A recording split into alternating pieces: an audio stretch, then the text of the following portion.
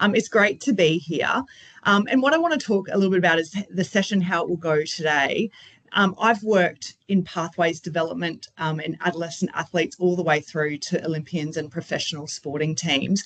And what I'm hoping to impart with you today is the areas that we focus on, whether you are at that end of the pathway or at the pointy end.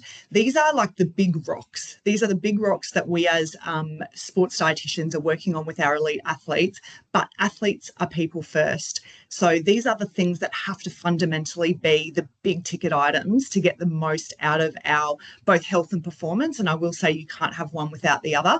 So I'm hoping to impart with you today that you leave here with an understanding of what are those big five, and with some resource about how to go if you feel like you need to do a deep dive into any of these areas a little bit further, where you can go to seek that support. So I want to lay the foundation right for health and performance nutrition for today. And one of the ways I'll do that is I want to talk about availability. At the core of what we do as sports dietitians, we are trying to promote having adequate energy available to do the training and to do the work. In the case of adolescent athletes, also to incorporate the energy required for growth. We need macro availability. So macronutrients is the fancy name for carbohydrates, proteins, and fats, and they are required in different amounts depending on stage of growth, but also types of activity that individuals will do. I want to pick out some really key micronutrients that are so important for health and performance, and they are something that we focus on for athletes their entire lifespan. They are critical micronutrients. Being in our hot, humid Queensland weather, I'm going to focus a little bit on hydration and what's the sorts of things we should be thinking about there. And I'm going to touch only very briefly on supplementation. While I've included here in the big rocks, always lots of interest around the area of supplementation. But to be honest, the first four are the big rocks. The supplementation is something we can add on top once all of those things are taken care of. So I'm going to dive straight into our first and most important area, and that's energy availability or energy. So just to set the scene, our energy requirement, we talk about energy in terms of feeling energetic, but what I'm talking about is actually the requirement for how many calories our body actually needs on a daily basis. Now, you might be surprised to know that the bulk of the calories that the body requires are for all of our physiological processes. So to keep our heart pumping, our lungs respirating, all of those sorts of things are called our basal metabolic rate. Now, as a percentage of our total requirements, it is the biggest part. So the energy required, even at rest, to keep our body moving, constitutes the bulk of our energy requirements. As growing and developing athletes, they will require even more because they're building new tissue and those sorts of things. The smaller part of our requirements, believe it or not, actually does come from exercise. So NEAT there is our non-exercise activity. So the walking around, the activities of daily living, fidgeting, twitching forms quite a big part of our energy requirements. TEF is the thermic effect of food, and that's just the energy required to eat, digest, and store nutrients in our body. So that requires energy within itself. And our exercise associated energy is actually one of the smaller parts of our total energy requirements. And it's the area people focus on a lot, but in fact, it's actually one of the smaller parts. For highly trained athletes doing lots of, formal training, that will tend to be a little bit bigger. But overall, the point I want to make is that we as people first, before athletes, require, a fair bit of energy. When we have a look at adolescent energy needs, so for those who are growing and developing, you can see pre-adolescent, so athletes who are not active, have similar requirements to adults. That's UK data that I've presented there, similar in Australia. So the energy requirements for athletes who aren't very active and for those of larger adults are actually quite similar. When we overlay exercise to growing athletes, those energy demands go up really, really quite significantly. So it's a really important time for our young active adolescents to understand how much they need to be eating. What the extra, energy for adolescent athletes goes into the requirement to alter their body composition. So developing lean mass increasing blood volume, growing and lengthening bones, and depositing strength and minerals into those bones. Brain development requires a large amount of extra energy. And also hormones and developing and maturing organ systems. So all of those extra overlay for adolescent athletes is why it's such a crucial time to really focus on optimizing their intake to meet not just the needs of exercise, but first and foremost, the needs of that body to do all that it needs to do. What do we see sometimes when there might be a mismatch between energy intake and the requirements of the body and also exercise? Is we see sometimes puberty is delayed in our athletes, particularly if they specialise and are training in high volumes from a young age. Sometimes we see athletes with low energy availability might be shorter than perhaps they're genetically have a predisposition for. We see poor bone health, especially if we're having difficulty laying down from both an energy perspective, but also a micronutrient perspective. Enough mineralisation of bone can lead to poor bone health. We see hormone disruption when there is low energy availability. So we might have delayed onset of menstrual function in a female called primary amenorrhea. Or sometimes we might see irregular or cessation of periods in female athletes. And again, that's to do with that low energy availability. We see athletes who are in a state of low energy availability, they have an increased risk of both illness and injury. So immune systems can be suppressed. And also for reasons we talked about with the bone health, that can be disrupted. So increasing their risk of injury. And sometimes we see, it's not always, most of the athletes I work with who are development athletes, their mismatch with energy intake and output and requirements is due to predominantly inadvertent underfueling. But sometimes there is, I guess, a purposeful restriction of intake, which might lead us more into that disordered eating area. And that's something to focus, to have a little bit of an eye on for adolescent athletes as well. The reason why, and sometimes I should point out in that vein that sometimes we have these physiological and whole of body system issues, even in an athlete who may not be, for example, presenting with visible or obvious weight loss. Our bodies are really clever. When we are being physically active, it does redirect the energy we consume into the activity.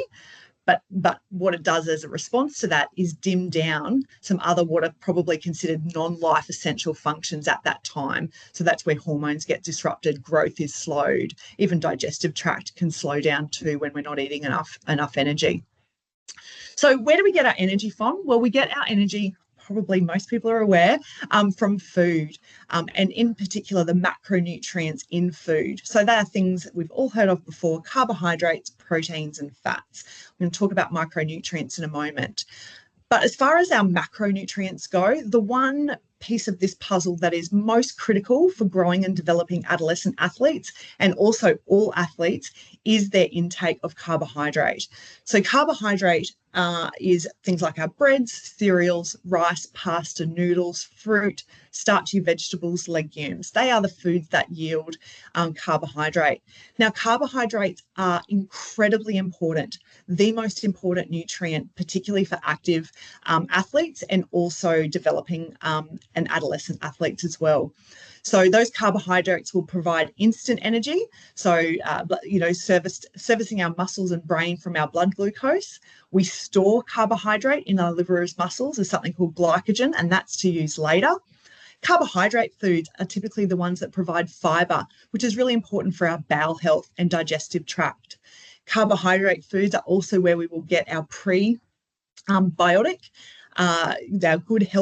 our good gut bacteria. A healthy gut bacteria is important for immune function, important for cognitive function and mental well-being. We're seeing lots of link between gut health and mood and well-being from that perspective. Immune function is supported by adequate carbohydrate. So if we're not eating enough carbohydrate, our immune system can be suppressed, so we can be more prone to illness. Our brains can only use glucose or carbohydrates as its preferred fuel source. So cognitive function, memory, if we're studying, trying to recall things for student athletes. So brain function is really heavily impacted by available blood glucose. And of course, muscle function. So our muscles' preferred fuel source to use in active situations is carbohydrate. It's the most efficient source of fuel to those working muscles. So incredibly important nutrient. Our carbohydrate needs, though, can be variable.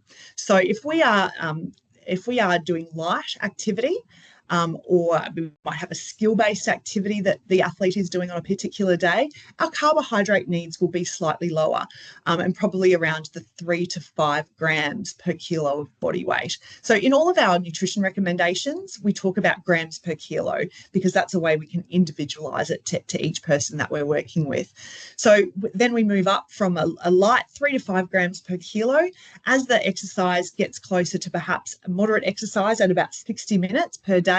On those days, our adolescent or adult athletes will require more around the 5 to 7, and then it keeps going up from there. If we're training for 1 to 3 hours per day, we're looking at 6 to 10 grams per kilo. And then for our very high, like heavily endurance-based athletes who are training sort of usually 4 or 5 hours a day, means they're doing 2 to 3 sessions per day, we might see carbohydrate intakes of upwards of 8 to 12 grams per kilo. They are incredibly big targets and require a lot of individualised support for athletes to be able to achieve that. Also, when you're training 4 to 5 hours a day, available opportunities to consume that volume of food can be difficult. So working with a sports dietitian in those scenarios is highly recommended. When should we think about using our carbohydrate foods around training? Essentially, when we're individuals, we're looking at needing them on almost all occasions. So all of our meals throughout the day should have a carbohydrate focus. The amount could be different, but carbohydrate should be present at all our meals. Certainly at a snack in advance of a training session, particularly if that exercise is going to be at high intensity, carbohydrate as close as practically possible. So within 30 to 60 minutes of a training session is recommended, even if you've had a good meal a couple of hours before that. In sessions that are requiring high intensity efforts throughout the session or continuous work at a high intensity, and those sessions are longer than 60 minutes, we would often be recommending an athlete to incorporate intra-session fueling, so carbohydrates within the session. And that might be things through easy to consume and digest carbohydrate foods, or sports foods like gels, or even liquid things like carbohydrates and those types of, sports drinks, which contain carbohydrates, can help fuel there. We'd also be looking at carbohydrate as close as practically possible post-training sessions. That's when our muscles are most receptive to regeneration of those carbohydrate stores that have just been used up. So frequency of carbohydrate is really, really important for our highly active individuals, both adolescent and adult athletes. So energy, these are continuing in the macronutrient vein. The next one is protein. Now, carbohydrates and proteins, interestingly, actually yield for the body similar amounts of energy. So 16 and 17 kilojoules per gram for both carbohydrates and proteins, but they have quite different functions in the body. So carbohydrates certainly provides the fuel and the petrol to muscles and brains, whereas proteins probably more like the building blocks of our tissues and things like muscles. So, and as a result of those amino acids, which are the building blocks of protein, they are crucial in so many of our physiological functions and bodily processes. So skin, bones, ligaments, tendons, the health of those are all affected by our protein intake. Our immune system requires adequate protein to work at its best. Building muscle, people are pretty aware of that. We certainly need protein in order to build muscle. Doing resistance training is part of the puzzle. That provides some stimulus, but we need the protein to be able to build that into lean tissue. Protein requirements are higher for adolescent athletes because of all that tissue development that is occurring. And certainly protein is important for tissue repair. So think of injury and those sorts of things as well. So protein certainly gives the body energy in terms of kilojoules or calories, but it has a really, really big functional element to how our body needs to look after or use protein. Protein sources, so generally speaking, we often think of protein sources as coming from animal-based products. So things like fish, chicken, beef, pork, but also our dairy food. So if it was an animal or comes from an animal, as crude as that sounds, tends to be our highest sources of protein, our animal-based proteins. But we can get protein through a mixed and varied diet, which includes plant-based sources of protein. So things like legumes, beans, nuts, seeds, and our meat alternative products, which are generally made from some of those items, are also good sources of protein as well. So we can get it in a number of places, but certainly it's quite efficiently found in those animal-based products. As far as how much protein, this again is a gram per kilo. So often for adolescent athletes, we're looking at needing 1 to 1.5 grams per kilo. So a non-active adolescent or an adult might get away with around 1 gram per kilo, but certainly we'd be looking at, probably for most active people, at least that 1.5 grams. I do have athletes that I work with, both developing adolescent athletes as well as elite, where those protein numbers are hitting much higher. Often they're getting in excess of upwards of 2 grams per kilo. That's not because the body, you don't get more and it does more and there's more benefit. It's just as a function. They eat such a large volume of food that they just by incidence of having that amount of food tend to have much higher protein intakes as a result. What's important about protein is that we get the total amount across the day, and that's that amount there, that 1 to 1.5, often higher, grams per kilo. But when we consume protein, so the frequency and timing of our protein intake is really, really important for getting the maximal benefit from protein. So when we're working out an athlete's total daily requirement for protein, I will then look out for ways that I can deliver that protein to them in 4 to 5, occasions of eating. So that those bolus amounts of protein, which you often end in the ballpark of around 20 to 30 grams, when we look at how much is required at each one of those occasions, that regular consumption of protein also assists with whole body, protein balance. But really critically, eating protein stimulates muscle building. It doesn't matter where, the resistance training in a gym, for example, or not, or any type of resistance training, that's a stimulus to build muscle. But most people are fascinated to hear that actually the consumption of protein all by itself stimulates the pathways to generate muscle. So not only is it good to spread that protein intake out, just because it's practical often for an athlete to try and do it across the day than all in one go. Protein is very filling, but having those regular bouts of protein throughout the day will actually help with muscle protein synthesis, which is obviously advantageous for athletes. Another key area we focus on is where an athlete has done high intensity work, which can cause stress and sometimes known and planned damage on the muscle. Same with lifting weights. We're putting load into the muscle to cause some little micro tears, and it's when those muscles repair and rebuild, that's where we get muscle growth and strength gain. So protein is really important. The total's important, having it regularly throughout the day, and where we can time one of those occasions to be immediately post-exercise, maybe in about a roughly hour window, will certainly be adding benefit from a muscle gain perspective. So that's important from a protein as well. So a little bit similar to carbohydrate, how would we structure meeting those protein requirements throughout the day? Well, we actually will need athletes, both developing and adult athletes, will actually need to include protein at every meal and snack in order to hit those targets. I often find by including and focusing on recovery, protein, a snack that contains protein and recovery, not only is that another occasion to get in through the day, but it's another way to, solidify the muscle growth and repair.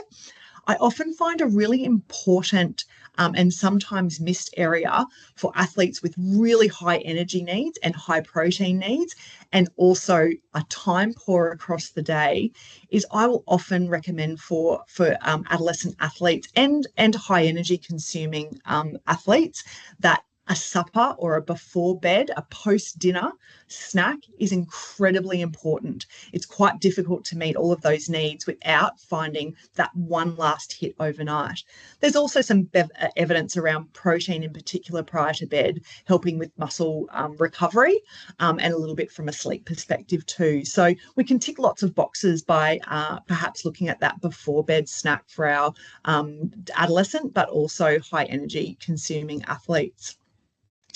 Then I'll look quickly at fats. I think in sports nutrition, we hear a lot about carbohydrates and proteins, but I just want to take a moment to mention the role of fat in our diets.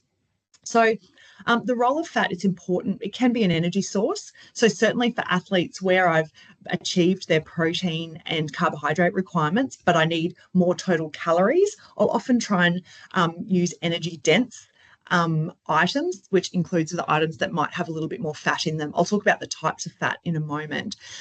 But fat is certain types of fat, the nourishing, healthier fats, are really important for heart health and improving our blood cholesterol levels. As I mentioned, can be used as a source of energy. We have some vitamins and minerals that we get from food that are only able to be absorbed by the body in the presence of fat. So vitamins A, D, E, and K are what we call fat-soluble vitamins. So we absolutely need a level of fat in the diet in order to absorb those really critically important micronutrients. Our cell membranes and the structure of our cells require fat. Hormones use fat in order to be produced, so incredibly important from a hormonal regulation perspective. Our brains are 60% fat, so we need, in terms of certainly growing and developing our brain as an organ, we need some of those healthy fats. We also know that there's emerging evidence around the use of a particular type of fat, omega-3s, may protect the brain from and have a role in head injury, so prevention and protection. We've known for a long time omega-3s act as an anti-inflammatory. We know that can be really good for brain health and cognition. And also cholesterol lowering, but they are emerging more and more as an important fat for us to consider including in our diet.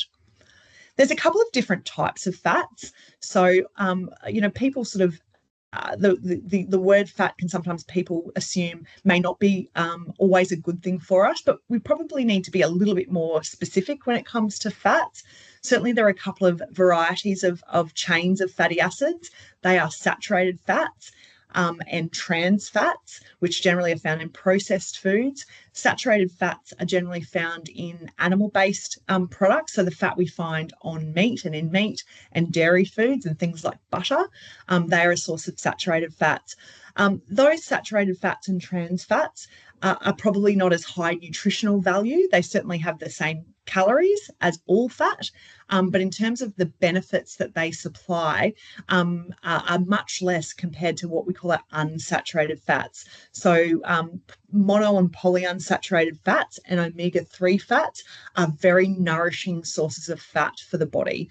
As I mentioned before, anti-inflammatory effects, brain protection, mood. We're seeing lots of benefit of these nourishing fats from a mood perspective. So fat is not something to fear. Certainly in athletes with high energy demands, incorporating fat can help them meet those demands, and where we can choose really nourishing ones, like we're thinking high quality olive oils, nuts, seeds, avocado, vegetable oils are really, really important. Olives are really important to try and incorporate into our diets. Even as non-athletes, they are a really important component. So now I want to quickly touch on some of the the key micronutrients that certainly I spend a lot of the time in my elite athletes trying to make sure we are addressing and monitoring and managing. Now that's at the elite end where athletes might have finished growth and development, but these two are not only critical at that end, but they are even more so for our growing and developing emerging athletes undergoing growth.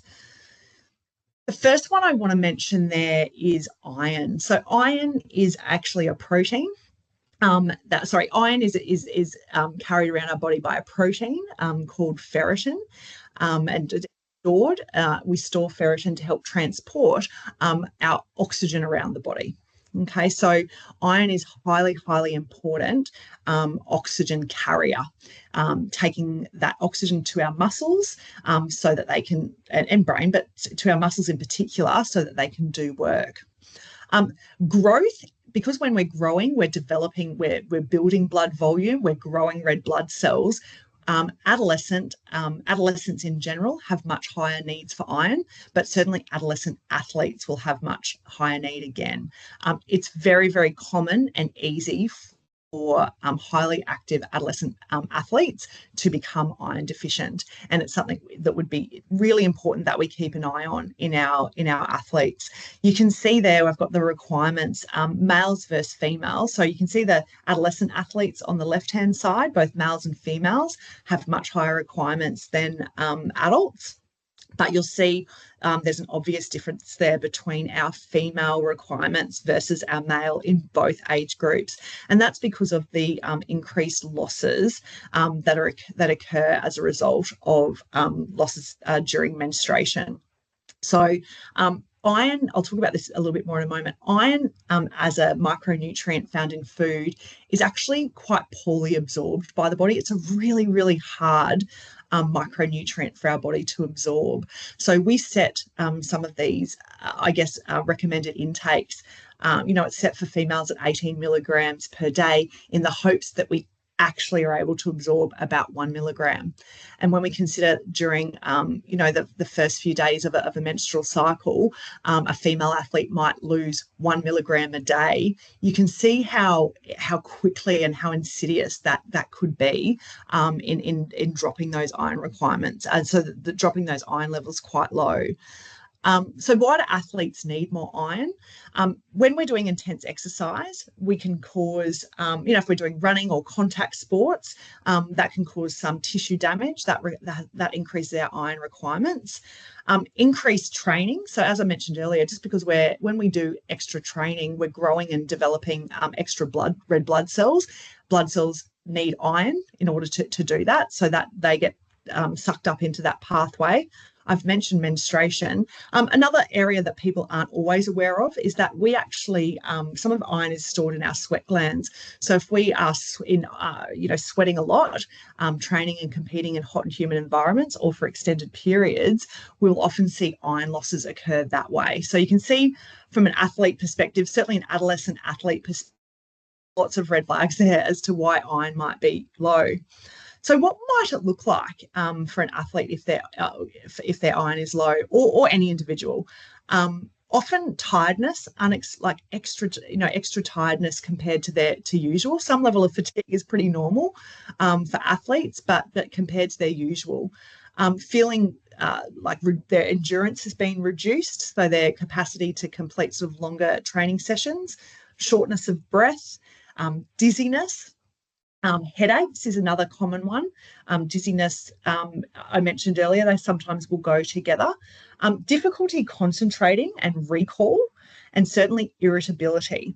So those people online who may have teenagers in their midst, fatigue, lethargy, some of that general malaise, irritable, you might think that's just normal teenager behaviour, and quite possibly it can be. But I do urge people to have a think about, when, if they think that iron might be something to look out for their athlete, to not delay maybe having that tested.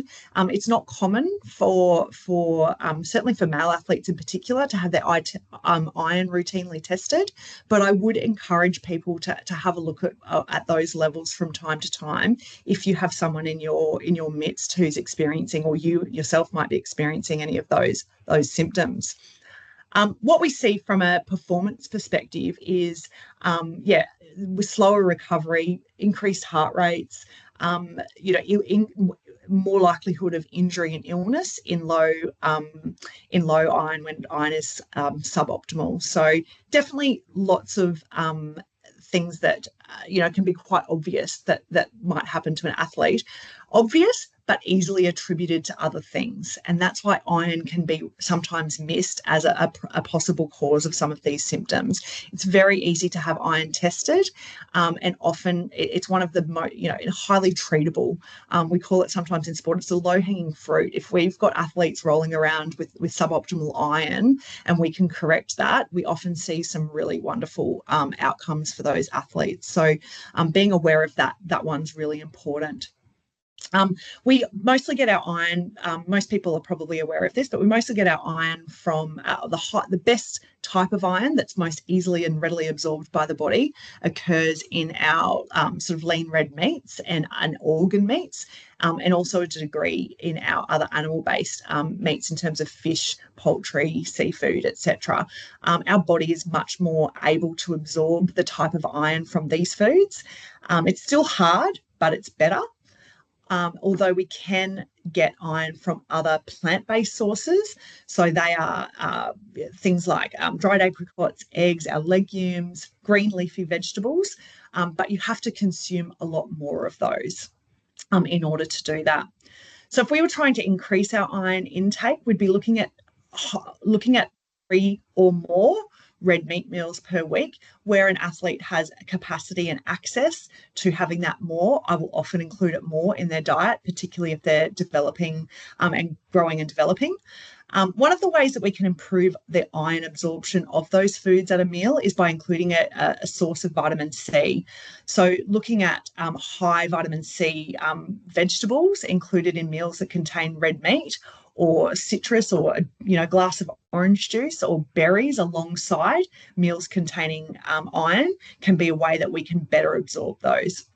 One of the things that can inhibit iron absorption is if we're drinking strong tea or coffee at the same time as iron-rich foods. So if I've got someone who's at risk of low iron, or we're actively trying to improve iron status, I'll get them to move those drinks between meals and away from the meals that we're trying to get their iron in.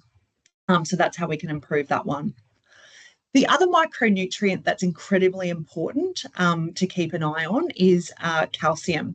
So calcium requirements are really, really high through puberty in our growing adolescent.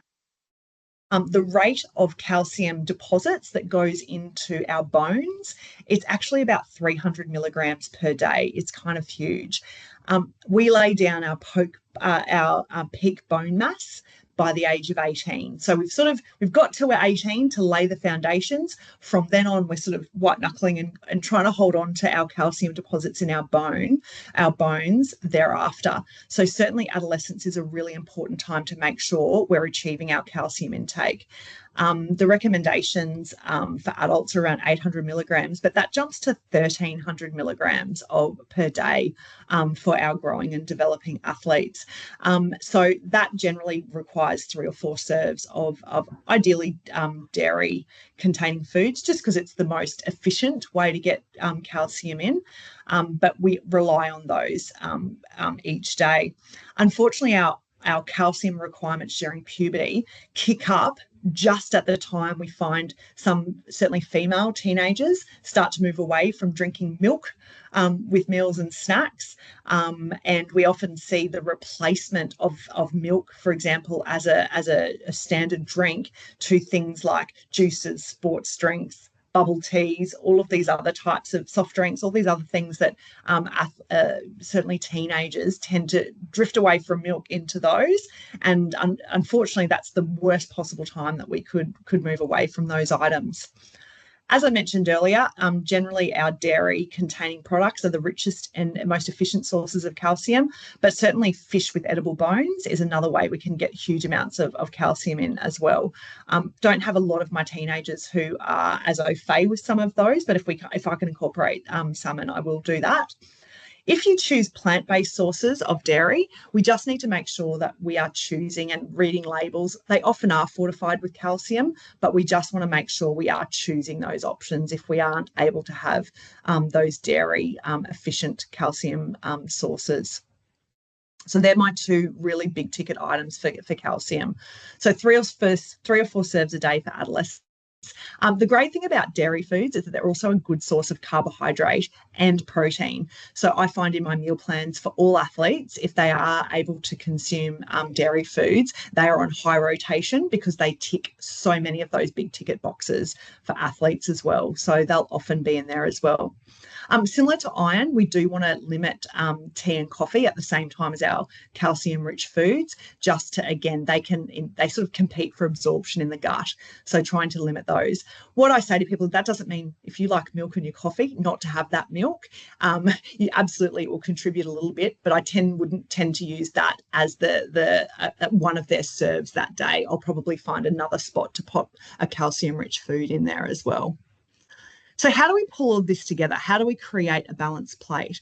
I like to use the hand model where we divide the plate into sections for our carbohydrates, our proteins, our fats, and also our colourful starchy vegetables. And the basic, rule of thumb is that an open sort of fist represents our carbohydrates. The palm of the hand represents our protein. Our vegetables, which we want to take up the biggest portion of the plate, our fruits and vegetables, they're a double hand.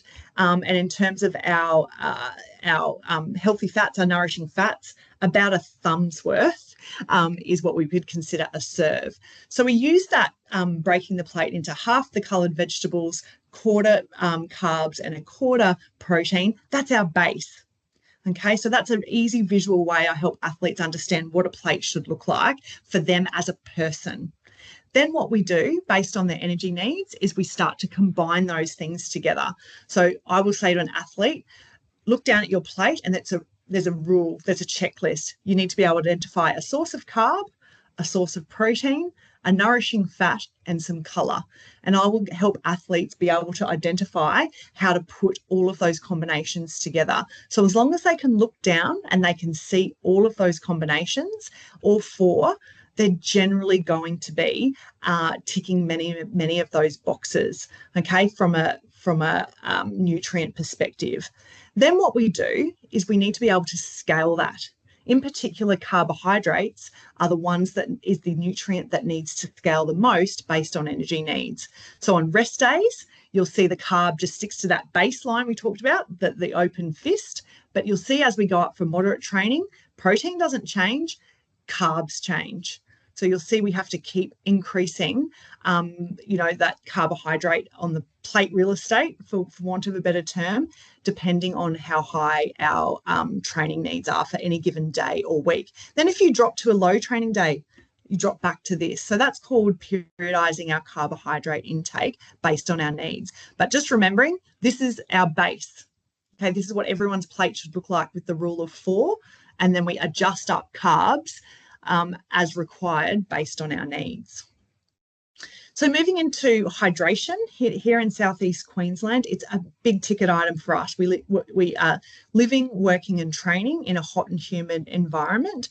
Certainly in the southeast where I am, we do have hot and humid environment, but I grew up in Rockhampton and my family is all based in Townsville, so I've felt North Queensland as well. And obviously that's an area that we particularly, as practitioners working in Queensland, are working often sometimes at much higher levels around this space for our athletes. As far as hydration status goes, we look at our bodies in, a balance from a hydration perspective. We lose water through urine, sweat, skin losses, and just breathing in and out, funnily enough. And we can bring water balance in through fluids and food. Lots of our foods, you think about things like yogurts, etc., soups, all contain high levels of water. So all of that counts. We know that our body is made up of more than 50% water, and it's important for every cell and tissue to be able to function well. We actually require water to do that. As far as exercise goes, our blood supply is the most fluid thing traveling around our body. So if we are dehydrated and we've lost some fluid volume, we've actually lost blood volume. Now, blood is also how nutrients required for exercise and high performance get around our body. So if our blood volume is less, we have less oxygen and carbohydrate and nutrients traveling to our muscles, and that can impact performance.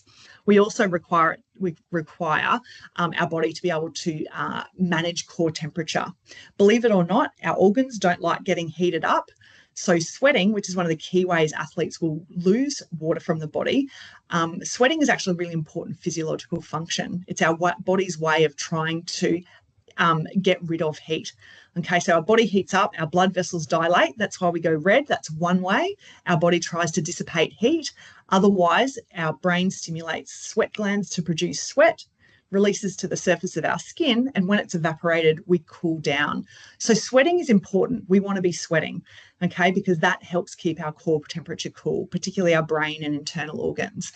Issue comes when our rates of sweat and rates of replacement are mismatched and we start to become dehydrated. I talked about some of those performance effects. So certainly our blood volume decreases, our aerobic and endurance capacity decreases, but our skill, our fine motor skills and cognitive function, so decision making in the heat of a competition or a race, can be impacted by a lack of adequate fluid and body fluid balance.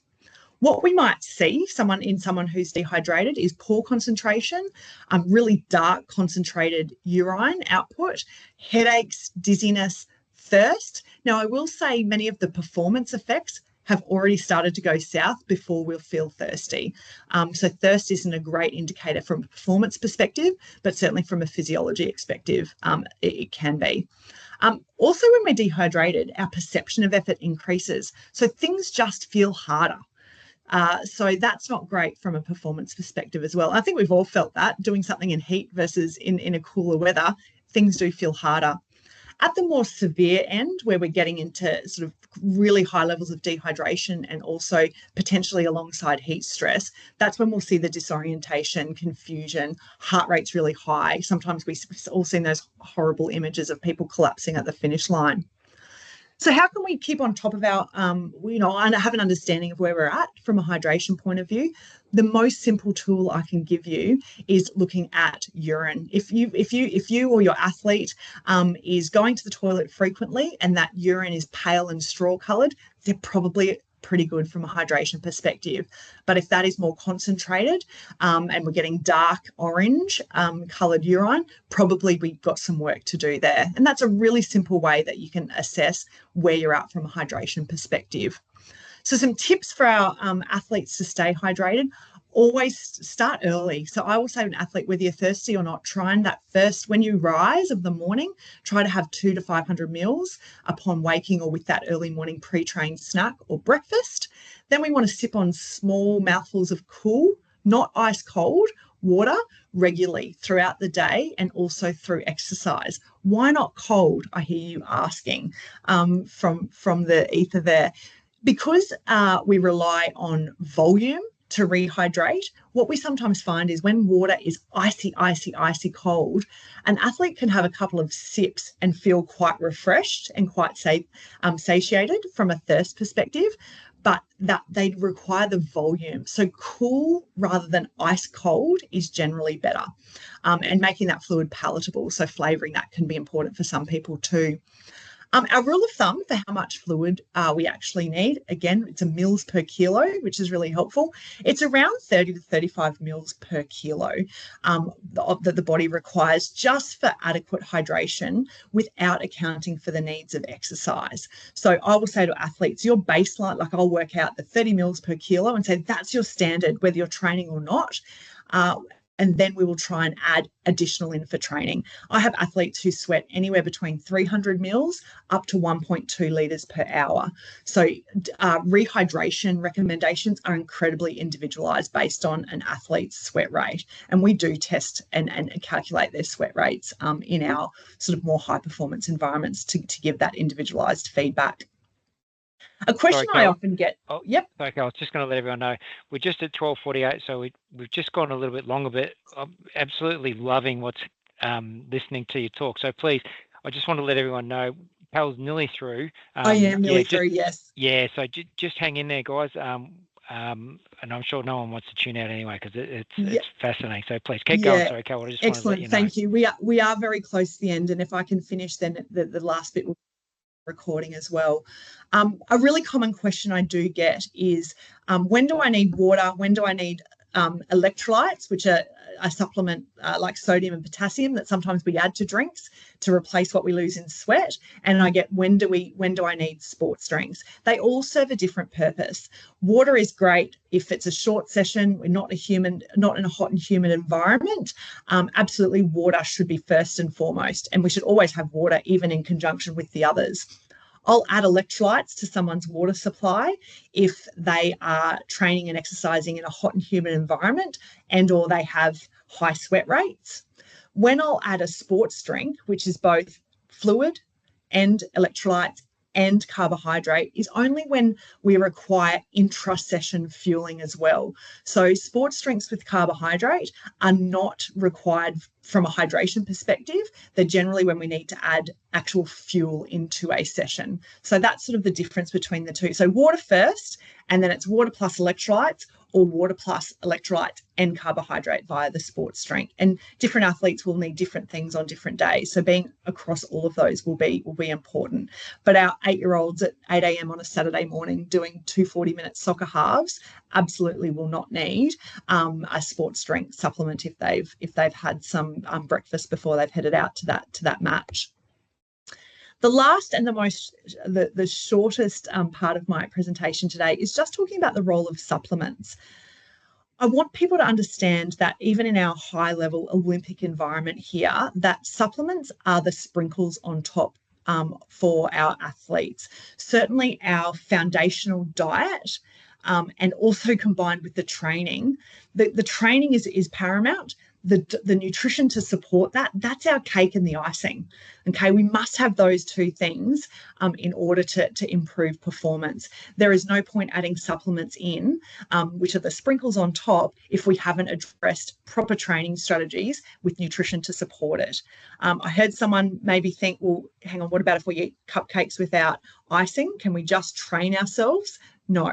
Who eats cupcakes without icing? We need the two. Nutrition has to support a training load in order to improve and to get training adaptations, and they are the icing on the top. Just really quickly, when we're talking about supplements, it's important to understand they can be quite different. We've got medical supplements. So someone has an iron deficiency, we treat that with an iron supplement. So that's called a medical supplement. We have things which are sports foods. So they are foods and drinks which are formulated not because the protein in a protein powder is better than the protein in a glass of milk, the gel, a carbohydrate gel is better than eating, a cup of rice. Sports foods tend to be formulated for their practical applicability to be able to use them within and around training sessions. So they're a convenience, not a necessity. So that's a sports food. Then we have sports performance supplements, so ergogenic aids. So they're things like the strategic use of caffeine for performance, the strategic use of buffers to buffer lactic acid would be an example. Creatine. We get creatine from food, but not in the quantities to produce a performance benefit. So we have to use supplemental. So they are performance aids as well. We are really lucky. We have the most comprehensive supplement program and guidance in Australia compared to the rest of the world. So the Australian Institute of Sport has a supplement framework which divides supplements into A, B, C, D categories.